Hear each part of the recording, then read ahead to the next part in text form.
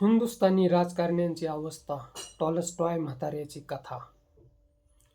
हिंदुस्थानी राजकारणात चाटुगिरीने 3-13 केले. चाटून चाटून त्यांचा पार चाटू झाला. संपूर्ण देशात अनिर्बंध सत्ता आहे तरी तळमळत पडले. त्यांना ठाकरेंच्या शिवसेनेचा मोह आवरता येईना. कारण ठाकरेंच्या शिवसेनेत वाघांचे रक्त सळसळते आहे. नाद करून तर पाहिला, मात्र हाडूक नारड्यात अडकले. गिळलेही जात नाही आणि बाहेरही पडत नाही. लालसा व हावरटपणा त्यांना टॉलस्टॉयच्या कथेतील म्हाताऱ्यापर्यंत घेऊन जात आहे. सुप्रीम कोर्टाने सांगितले शिवसेनेचा निकाल तयार आहे. लगेच पंतप्रधान काठी टेकवत सरन्यायाधीशांच्या घरी गणपतीची आरती करण्यासाठी हजेरी लावतात.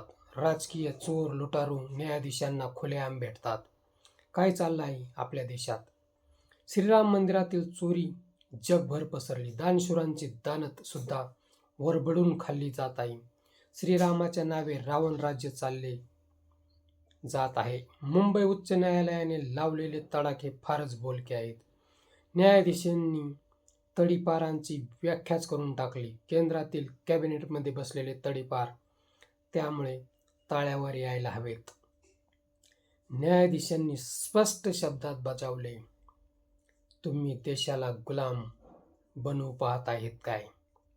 हिंदुस्थानमध्ये 60 वर्षानंतर निवृत्ती दिली जाते. त्याचे कारण हेच आहे. म्हातार चाळे लगेच सुरू होतात. जेफ्री एप्स्टीनच्या बेटावर जाऊन बालिकांचे रक्तप्राशन कोणी केले ते काल परत समोर येईलच.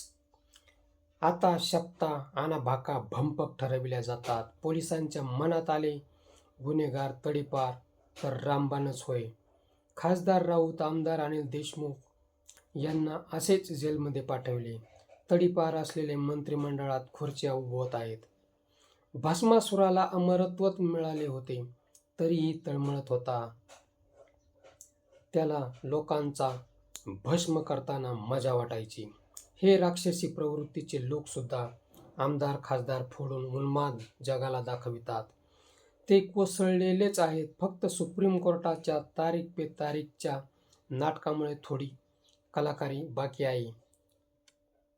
आता 6 फूट लांब व 2 फूट रुंद जागा सुद्धा नशिबात नाही. विद्युत दाहिनीमध्ये एकाच्या उरावर दुसऱ्याला जाळले जाते. श्रीरामांना वनवासात पाठवू अयोध्येतील मडिदा उरपणे अंगलट आले. बाबरी पतन ते मंदिर उभारणीत खारीचा वाटा उचललेले ठाकरे रामरक्षा आंदोलन करत आहेत. ज्यांच्याकडे रामभक्ती शिल्लक आहे ते येतील. श्रीराम कोणाच्याच अंगात येत नाही. टॉलस्टॉयने म्हाताऱ्याच्या अंगात राम आणले असते पण तसे घडत नाही. मित्र, हा व्हिडिओ कसा वाटला ते कमेंट बॉक्समध्ये सांगा आणि ॲक्शन मराठी चॅनलला सबस्क्राईब करा. मुंबई उच्च न्यायालयाने लावलेले तडाखे तुम्हाला कसे वाटतात त्याबद्दल कमेंट जरूर करा.